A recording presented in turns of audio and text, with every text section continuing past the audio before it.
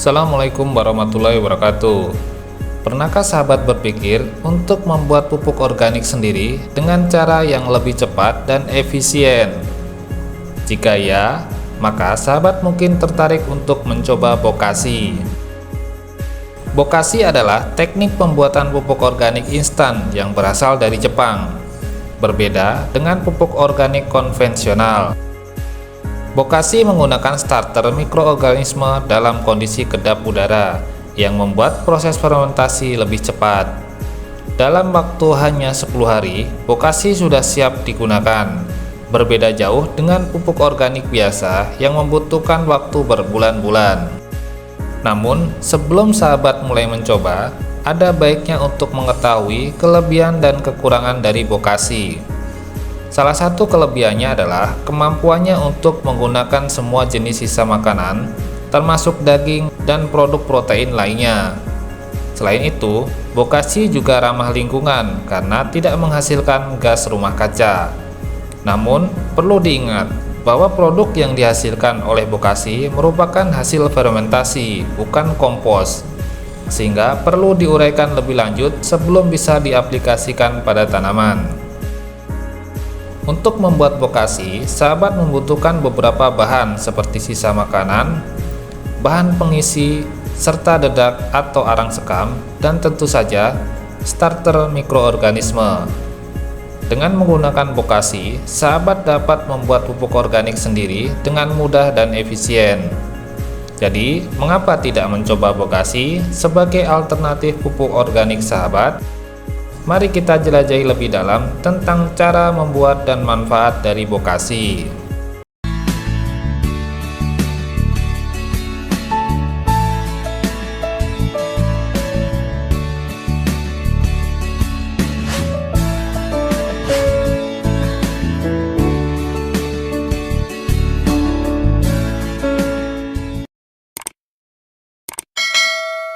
Bokashi berasal dari bahasa Jepang yang artinya bahan organik terfermentasi.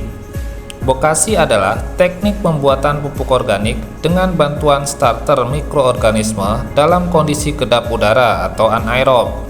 Berbeda dengan pupuk organik biasa yang tidak menggunakan starter mikroorganisme serta terurai dalam kondisi aerob atau membutuhkan oksigen. Salah satu alasan utama menggunakan Bokashi adalah bisa dijadikan sebagai pupuk organik instan. Bokashi sudah siap digunakan dalam 10 hari. Berbeda dengan pupuk organik biasa yang membutuhkan waktu sampai berbulan-bulan namanya. Kunci fermentasi Bokashi yang cepat adalah tumpukan bahan yang padat serta diletakkan di bawah terik sinar matahari. Apa sajakah kekurangan dan kelebihan pupuk Bokashi? Berikut adalah kelebihan dan kekurangan yang perlu sahabat ketahui sebelum memulai Bokashi. Kelebihan yang pertama, jika pada pupuk organik biasa, sisa daging dan bahan protein lainnya dihindari, maka bahan-bahan tersebut bisa digunakan juga dalam Bokashi. Yang kedua, Bokashi hanya membutuhkan wadah yang kecil karena tidak perlu diaerasi sehingga bisa dibuat dalam skala kecil atau rumahan. Yang ketiga, tidak menghasilkan gas rumah kaca sehingga lebih ramah lingkungan. Yang keempat, produk fermentasi ini sangat bernutrisi bagi tanaman dan bisa dikubur bersama dengan kompos untuk proses penguraian.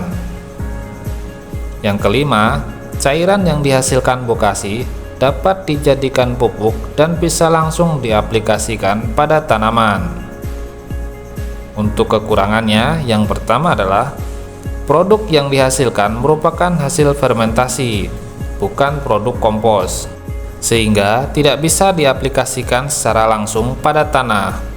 Produk Bokashi harus dikubur ataupun ditambahkan ke dalam pupuk kompos terlebih dahulu untuk diuraikan menjadi pupuk yang lebih sederhana. Yang kedua, proses pembuatan Bokashi memerlukan wadah yang kedap udara, namun juga dilengkapi dengan keran yang dapat dibuka tutup untuk mengambil cairan Bokashi.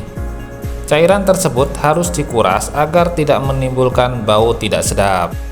Lalu, hal-hal yang diperlukan untuk membuat Bokashi. Yang pertama, semua jenis sisa makanan. Seperti disebutkan sebelumnya, semua jenis makanan termasuk sisa daging, ikan, ayam, produk susu, ataupun tulang bisa digunakan untuk membuat bokasi. Yang kedua, bahan pengisi. Kepadatan mempengaruhi kecepatan fermentasi bokasi. Semakin padat, maka semakin cepat terfermentasi. Bahan pengisi juga bermanfaat sebagai makanan bagi mikroorganisme. Untuk itu, ditambahkan bahan pengisi seperti dedak, arang sekam, ataupun serbuk gergaji. Dapat ditambahkan juga molase ke dalam campuran bokasi. Yang ketiga, starter mikroorganisme. Salah satu bahan terpenting dari bokasi adalah starter mikroorganisme. Mikroorganisme biasanya adalah bakteri asam laktat, ragi, maupun bakteri fotosintetik. Bakteri inilah yang akan menjalankan proses fermentasi, mengubah kondisi menjadi asam sehingga bakteri patogen tidak dapat tumbuh. Starter mikroorganisme yang terdapat di pasaran antara lain Effective Microorganism 4 atau EM4 atau Microbacter alpha-alpha 11 atau disebut juga MA110 serta Biodek. Terkadang, langkah kecil seperti mencoba bokasi dapat membawa dampak besar bagi lingkungan dan kebun sahabat.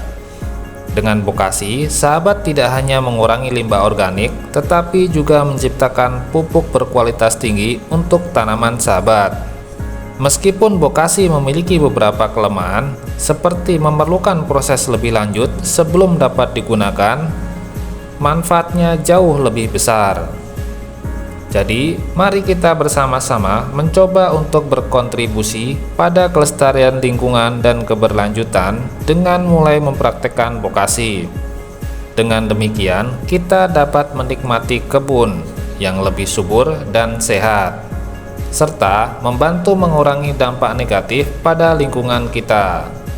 Terima kasih telah bergabung dalam perjalanan ini menuju kehidupan yang lebih berkelanjutan dan ramah lingkungan. Sampai jumpa di video berikutnya. Wassalamualaikum warahmatullahi wabarakatuh.